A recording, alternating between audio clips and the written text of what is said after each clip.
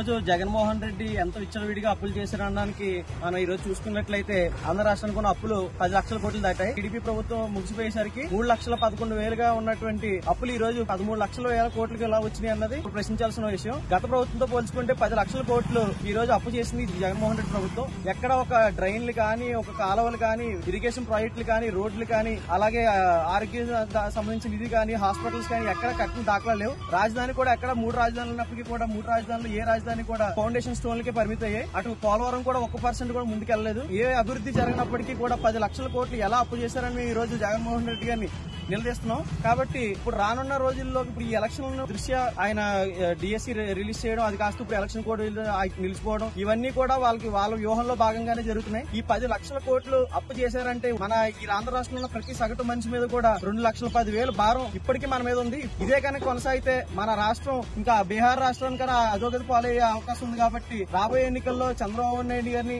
అలాగే పవన్ కళ్యాణ్ గారు బీజేపీ ముగ్గురు కూటమితో ముందుకు వస్తున్న ప్రభుత్వాన్ని నెక్కించుకుని ప్రజలు మళ్ళీ ఆంధ్ర రాష్ట్రాన్ని తిరిగి బాగు చేసుకోవాలని అందరినీ కోరుకుంటున్నాం.